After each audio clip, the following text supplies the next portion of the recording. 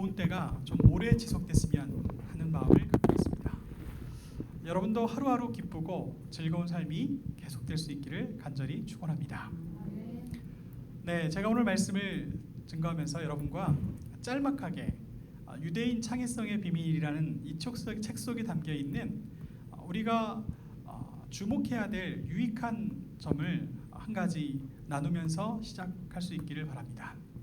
자, 이 책 속에 많은 재미있는 이야기가 담겨 있었지만 그 중에 저한테 인상적인 것 중에 하나가 오늘 바로 이런 부분이었습니다. 요즘 우리가 하나님 앞에 예배하는 우리 그리스도인들에게 좀 희귀한 개념입니다. 어떤 희귀한 개념이냐면 유대인들은 오랫동안 가르치는 일과 배우는 일 그 자체를 하나님 앞에 드리는 거룩한 예배로 생각하고 있다는 겁니다. 무슨 말이냐면 정해진 시간에 이렇게 딱 모여서 예배 부르노 시작하는 이 시간도 하나님 앞에 온전히 드리는 예배이지만 그러나 이것만큼 중요한 예배는 하나님 말씀을 사랑해서 하나님 말씀을 배우는 그 순간과 그 시간도 하나님께서 받으시는 귀한 예배라고 생각을 하는 겁니다. 하나님 말씀을 배우는 일도 그 시간도 예배일 뿐만 아니라 하나님 말씀을 누군가에게 가르치는 그 순간도 아주 값진 하나님께서 가장 기뻐하는 예배라고 믿고 있다는 거죠.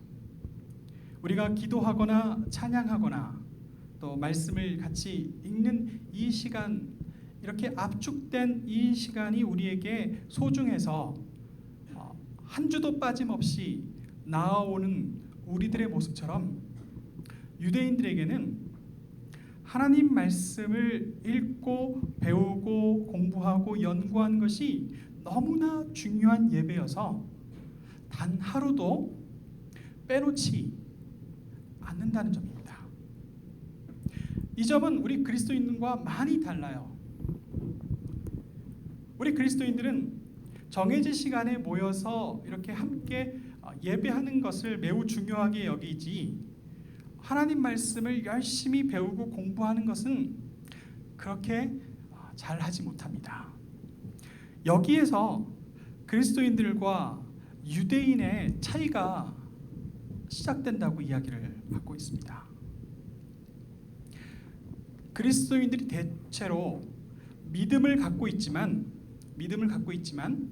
그리스도인들이 자주 흔들리고 연약하고 때때로는 세상 사람들로부터 야단과 비난을 받는 이유는 그리스도인들이 말씀 위에 든든히 서 있지 못할 때가 너무 많아서 그렇다는 겁니다.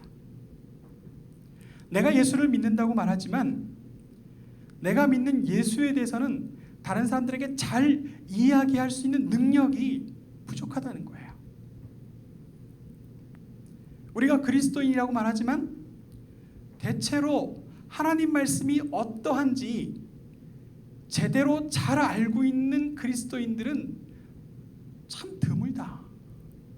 이런 얘기를 하는데 유대인들은 예외 없이 하나같이 성경에 대해서는 너무 잘 알고 있고 성경에 관해서 이야기하자고 하면 이 사람들은 어디서 났는지 모르겠지만 신과 흥이 나서 열심히 성경에 대해서 누구에든지 이야기를 해줄 수 있는 능력이 있다는 거예요. 이 차이가 어디서 왔느냐? 유대인들은 하나님 말씀을 읽고 배우고 공부하고 암기하고 하는 이 모든 일련의 모든 것들을 다 하나님께 드리는 거룩한 예배라고 생각하고 있기 때문이라는 거지. 그래서 하나님 앞에 온전히 드려지는 예배로서 하나님 말씀을 완전히 익히고 알고 말할 수 있는 것, 이것이 하나님의 백성의 첫 번째 정체다.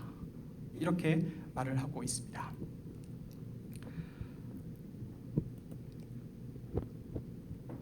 여러분들 이 책의 한 파트에 이런 얘기가 있습니다. 암송은 유대인들 창의성의 비밀 중에 하나다라는 부분이 있어요. 오늘 우리가 함께 읽은 본문 말씀을 제가 1, 2, 3 이렇게 세 가지로 요약을 했는데 저는 글씨가 잘 안 보이지만 여러분들은 다 잘 보이시죠? 네, 한번 같이 읽어보겠습니다. 너희가 하나님의 성전인 것과 하나님의 성령이 너희 안에 계시는 것을 알지 못하느냐. 하나님 성전은 거룩하니 너희도 그러하니라. 자, 이 말씀을 유대인들은 항상 즐겁게 암송하는 그런 습성이 있다는 거예요. 자, 그런데 유대인들이 그냥 무작정 암송하느냐? 유대인들이 암송하는 비법이 있는데 몇 가지가 있는데 그 몇 가지 비법 중에 하나는 이 말씀을 한 장의 사진으로 연상해서 사진 한 장의 그림을 자기 머릿속에 사진으로 갖고 있다는 거예요. 자, 이 안에는 그림이 하나 있지요. 하나님의 성전이 있고 그 안에 우리가 있고 또 그 위에 그 밑에 말씀이 있습니다. 자, 이 그림을 여러분도 주목하면서 이 말씀을 한 번 더 우리가 암송해 보려고 노력하는데, 자, 그 다음에 유대인들은 어떤 노력을 하냐면 키워드를 빼놓지 않으려고 합니다. 그래서 제가 키워드 5개를 여러분 옆에 나열해놨죠. 첫 번째 너희, 두 번째 하나님의 성전, 그리고 세 번째 하나님의 성령, 그리고 너희 안에, 그리고 거룩. 자, 이렇게 5개의 키워드가 있죠. 여러분들 오른손을 펴서, 자, 여러분들 손가락이 다 5개인 줄 믿습니다. 네. 자, 너희, 하나님의 성전, 하나님의 성령, 너희 안에, 거룩. 자, 이게 다 외워지셨으면 한번 해보는 겁니다. 자, 너희가 하나님의 성전인 것과 하나님의 성령이 너희 안에 거하시는 줄 알지 못하느냐. 하나님의 성전은 거룩하니 너희도 그러하니라. 자, 이렇게 암기를 시도한다는 거죠. 자, 그러면 다시 한번 복습해 볼까요? 너희, 하나님의 성전, 하나님의 성령, 너희 안에, 거룩. 자, 이 키워드 5개를 가지고 있으면 한번 외워보는 겁니다. 시작. 너희가 하나님의 성전인 것과 하나님의 성령이 너희 안에 계시는 것을 알지 못하느냐. 하나님의 성전은 거룩하니 너희도 그러하니라. 이렇게 조금 암송하는 게 쉬워졌죠? 그렇지 않습니까? 네. 유대인들은 어릴 때부터 암송하는 것을 참 많이 시켜요. 하나님의 말씀을 줄줄이 암송하는 것도 이렇게 시키고 또 기도문도 다 암송하라고 이렇게 부모님들이 알려주죠. 그래서 유대인들은 이런 고백을 합니다.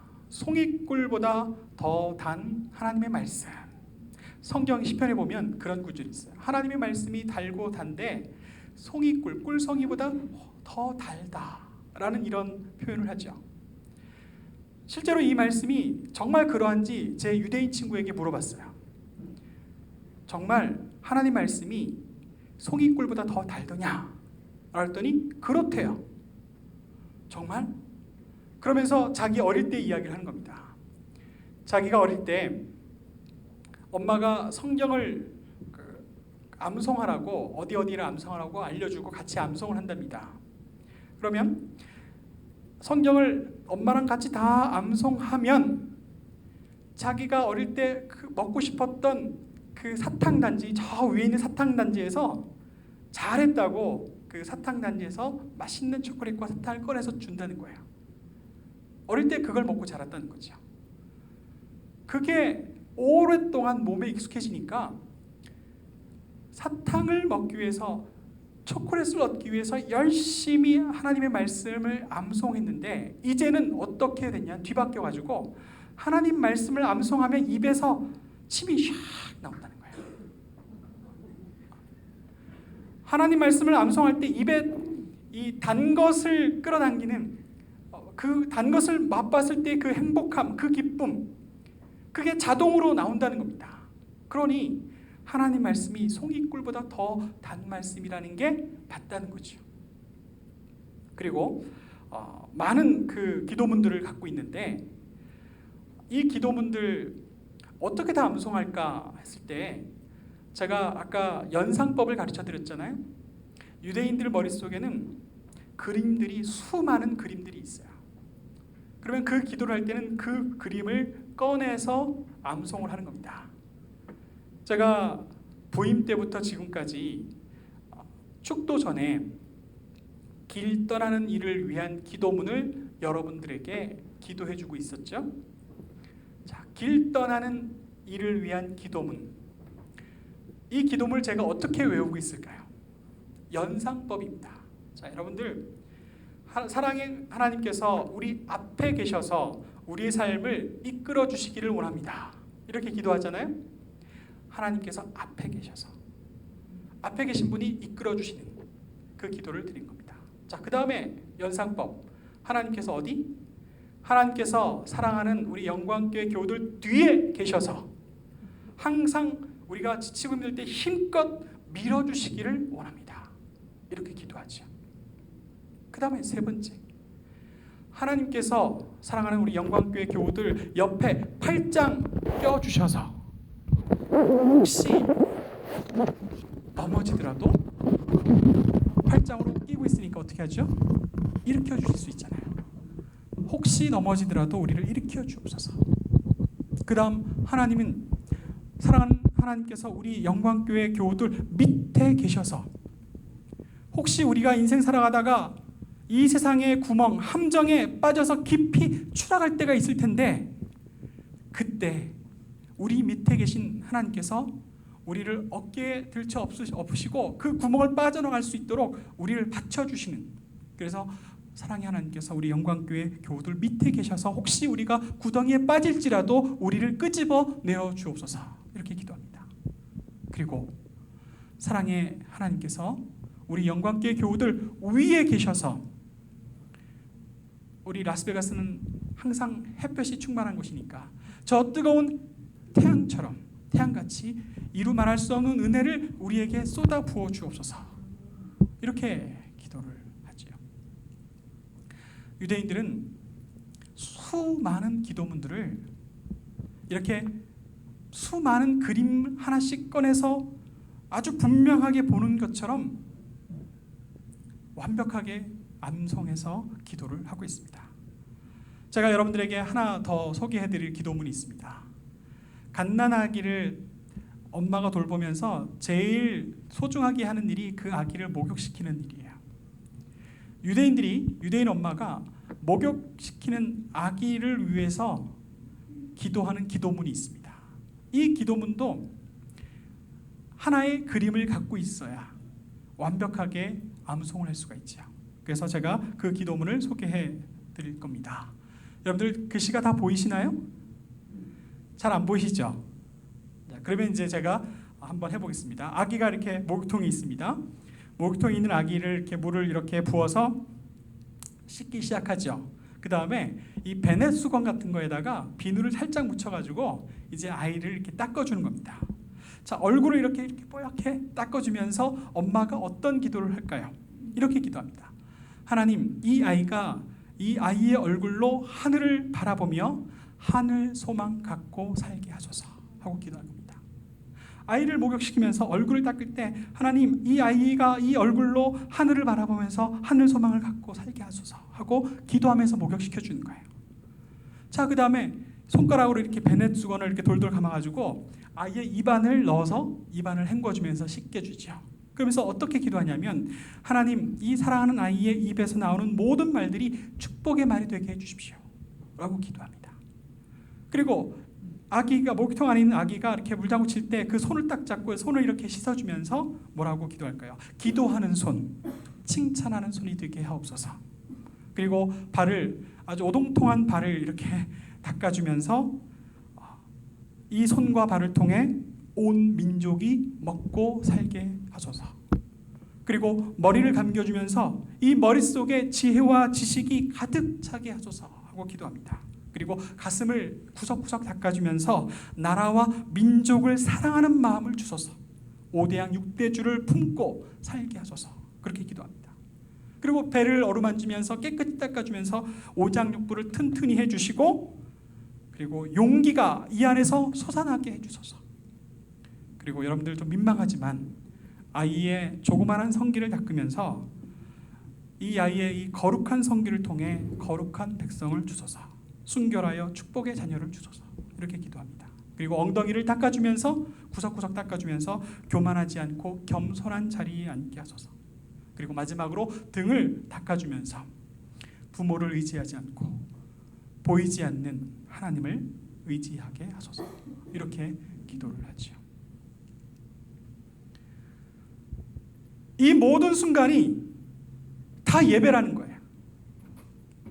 이 기도문을 외우기 위해서 애쓰는 그 모든 순간, 시간조차도 하나님께서 받으시는 거룩한 예배라고 생각하면서 사는 게 유대인들이라는 겁니다.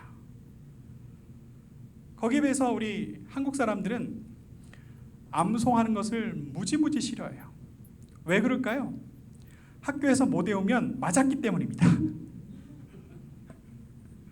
학교에서 외우라고 시키고 그 억지로 외웠는데 혹 못 외우면 맞았기 때문이죠.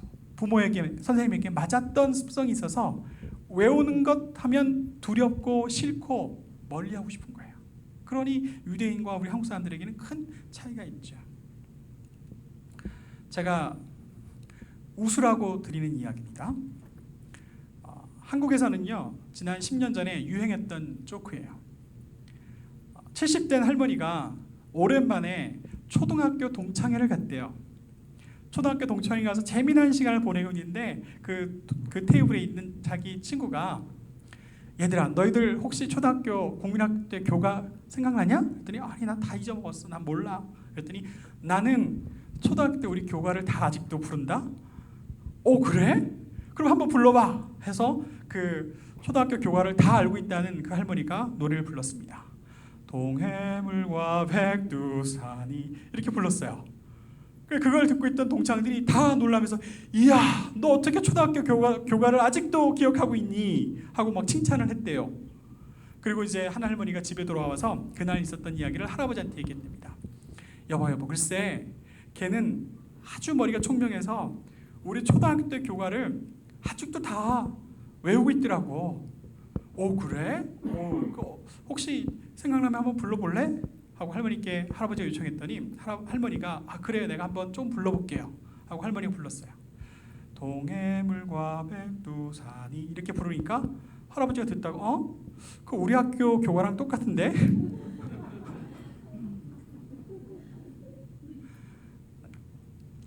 한국 사람들은 다 쉽게 잊어먹고 사는데 이스라엘 사람들은 세계 어디에서 살게 되든지 간에 하나님 말씀을 절대로 잊을 수가 없다는 거예요. 어떻게 잊겠습니까? 내 머릿속에 내 심장 속에 깊이 새겨져 있는 이 하나님의 말씀을 어떻게 잊고 살 수 있겠어요? 한국 사람은 남미든 아시아든 아프리카든 미국이든 어디를 이민 가도 100년만 지나면 한국 사람들은 사라질 수밖에 없어요. 한국말을 못하게 되죠. 자기의 부모와 할머니와 그 할아버지의 이름도 잊어버리게 되어 있다는 겁니다. 그러나 유대인들은 절대로 잊을 수가 없어요. 왜냐? 무엇이 와서 지우려고 해도 지워지지 않는 말씀이 그 삶 속에 깊이 새겨져 있기 때문입니다. 여러분들 오늘 우리가 함께 읽은 이 말씀 저희가 다시 한번 외워볼까요? 너희가 하나님의 성전인 것과 하나님의 성령이 너희 안에 거하시는 것을 알지 못하느냐? 하나님의 성전은 거룩하니 너희도 그러하니라. 너희 하나님의 성전, 하나님의 성령 너희 안에 거룩. 자, 이 말씀을 저희가 함께 외워봤습니다. 자, 이 말씀은요, 바울이 우리에게 전해준 하나님 말씀 가운데 유대인들이 들으면 이 말씀은 매우 독창적인 말씀이라고 생각할 겁니다. 왜일까요? 성전이란, 유대인들이 생각하는 성전은 이런 겁니다. 유대인들이 이집트를 떠나서 광야 생활을 한 다음에 약속의 땅 가나안 땅으로 들어가 살게 되었는데, 그때까지는 하나님이 예배를 받으시는 곳, 하나님의 거룩한 지성소를 성막으로 지어서 예배를 드릴 수밖에 없었습니다. 이 성막은 어디를 가나 해체하고 다시 짓는 천막과도 같은 성전이었죠. 그런 이스라엘이 예루살렘에 성을 짓고 이제는 다시는 옮겨 다닐 필요 없는 하나님의 거룩한 성전을 지었어요. 그것이 여러분 잘 알고 있는 솔로몬의 성전입니다. 이 솔로몬의 성전에는 하나님의 영광이 가득했고, 온 이스라엘 사람들은 예루살렘을 향하여 하나님 앞에 거룩한 예배를 사모하며 예루살렘으로 나아갈 수가 있었습니다. 그러나 오랜 시간이 지나지 않아서 이 하나님의 영광이 머무는 예루살렘 성전이 바벨론 침공 때 완전히 산산조각나고 파괴되고 많은 일이 벌어졌습니다. 여러분, 하나님의 성전이 눈앞에서 사라지고 그리고 끌려가서 멀리 바벨론에 끌려가서 다시 포로와 노예 생활을 하는 이스라엘 사람들에게는 성전이 이전보다 더없이 소중하다는 것을 깨닫게 되었습니다. 소위 말하면 성전신학이라는 말이 있는데, 이 성전신학은 바벨론 포로 시절에 생긴 말이에요. 잃어버리고 나니까 소중한 것을 알게 된 겁니다. 먼 나라에서 포로로 끌려와 잡혀 사는 그 모든 하루하루 동안 예루살렘을 향하여 그 예전에 영광스러웠던 하나님의 임재가 머물렀던 하나님의 성전에 대한 그리움이 사무치기 시작하는 거죠. 절대로 다시는 잃어버릴 수 없는 가장 소중한 보물이 하나님의 성전이라고 고백하기 시작했어요. 드디어 하나님의 약속대로 포로에서 돌아왔습니다. 그래서 제일 먼저 한 일이 성전을 지은 거죠.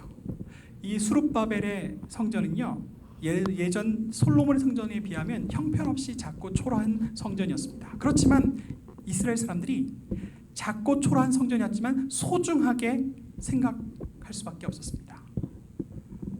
그러던 후에 400년이 지나서 헤롯이 정권을 잡았을 때 로마의 눈치를 보면서 이스라엘 사람들의 백성의 환심을 얻기 위해서 아주 화려하고 그럴듯한 성전을 본때 있게 지어 바쳤습니다. 그런데 예수님께서 이 성전에서 뭐라고 말씀하셨죠? 이 성전의 돌 위에 돌 하나도 남김없이 파괴될 거라고 말씀하셨습니다. 예수님의 말씀처럼 이 크고 화려한 성전, 그러나 로마인에게서 비참하게 파괴당하고 말았죠. 오늘날 예루살렘 성전은 어디 있습니까? 예루살렘 성전은 어디에 있을까요? 없습니다. 여러분, 맨 위의 사진은 예루살렘 성이 다 파괴되고 서쪽 벽에 남은 한쪽 벽을 다시 쌓아서 만든 통곡의 벽이라는 곳이 있습니다. 그 통곡의 벽을 넘어서면, 위로 올려다보면 저기 화려하게 빛나는 황금돔 사원이 있죠. 저곳이 바로 솔로몬의 성전, 수룹바벨의 성전, 헤롯의 성전이 있었던 곳입니다. 저 땅은 지금 이스라엘 사람들의 땅인데 왜 저기에다가 이스라엘 사람들이 다시 성전을 지을 수가 없을까요? 저 땅은 이스라엘 사람들이 다시 뺏었지만 저 성전을 부수고 이스라엘의 성전을 다시 지을 수 없는 이유가 있습니다. 만일 저기에다가 이스라엘이 다시 성전을 짓겠다고 하면 절대절명의 과제여서 성전을 짓고 싶은 마음은 굴뚝 같지만 저것을 짓기 위해서, 성전을 짓기 위해서 저것을 부수는 그 순간에 어떤 일이 벌어질까요? 그것을 부수려고 하는 순간에 온 이스라엘 사람들이 다 같이 일어나서 이 지구상에 유대인은 단 한 명도 살아남지 못하게 할 거라고 엄포를 놓고 있기 때문입니다. 죽을 각오를 해야만 이슬람과 이스라엘이 단 한 명도 살아남지 못할 때까지 싸워야만 저기에 예루살렘 성전을 다시 지을 수 있는 겁니다. 그런 그들에게 오늘 바울이 들려주신 이 말씀은 판을 완전히 뒤집는 말씀이에요. 이스라엘 사람들은 저기에다가 성전을 짓고 싶지만 지을 수가 없어요. 방법이 없습니다. 그런데 오늘 이 말씀은 저기에다가 예루살렘 성 안에다가 이스라엘이 다시 성전을 지을 필요조차 없다는 것을 우리에게 들려주고 있죠. 너희가 하나님의 성전인 것과 하나님의 성령이 너희 안에 거하는 것을 너희들이 알지 못하느냐?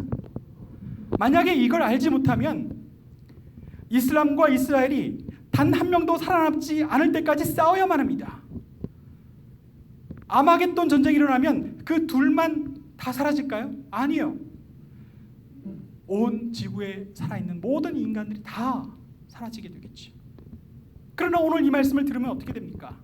하나님의 성전이 꼭 예루살렘 예전 솔로몬의 성전에 있었던 그 자리에 있어야 될 성전이 아니라 우리가 하나님의 성전인 것과 그리고 하나님의 살아있는 영이 우리 안에서 살아 역사하는 것을 우리가 알게 된다면 그러면 이 세상은 180도 뒤집히는 겁니다. 더 이상 싸워야 될 이유가 없는 거지. 여러분, 오늘 우리는 이 세속 도시에 살고 있으면서 이 말씀이 우리에게는 어떤 의미인지 깊이 묵상하고 나눌 수 있기를 바랍니다. 앞서 유대인의 창의성의 비밀을 이야기하면서 유대인들이 배우는 것을 예배로 여긴다는 것을 우리가 귀하게 마음에 담아야 되겠다를 이야기했지만 이제는 거꾸로 유대인들이 성전에 대한 하나님의 뜻이 무엇인지 알아야 될 필요가 있다라고 이렇게 우리는 이야기해 줄 수 있다는 거죠. 성전에 대해서는 우리가 가르쳐주고 또 예배에 대해서는 우리가 좀 배우는 그런 시간이 될 수 있었습니다. 여러분들, 우리는 라스베가스라는 세속도시에 살고 있습니다. 오늘 이 말씀을 들으면 우리의 몸과 우리의 하루하루의 삶이 살아계신 하나님의 성령이 함께 하시는 곳이다. 그래서 하나님의 아름답고 거룩한 성전이 바로 우리 가운데 임하여 있다라는 이 고백을 함께 할 수 있기를 원합니다. 더불어 이 세속도시 속에서 우리가 어떻게 하나님의 거룩함을 닮아서 하나님의 거룩함을 유지하면서 살아갈 수 있을까? 이것은 우리에게 도전이지요. 세상은 우리에게 빠지라고 여러 가지 함정들을 파놓은 것 같습니다. 도박의 덫, 마약의 덫, 혹은 시기와 분쟁과 갈등과 질투의 덫, 혹은 남 비방하는 것과 싸움의 덫, 이런 모든 세속적인 것들이 우리 가까이에 너무 밀접하게 다가와 있죠. 그러나 하나님의 성령이 우리 가운데 임하시고 우리가 하나님의 거룩한 성전이 되어 하나님 앞에 예배하는 영혼들이 될 때 세속도시 속에 살고 있지만 하나님의 거룩함을 우리 입과 우리 몸과 우리 마음과 우리의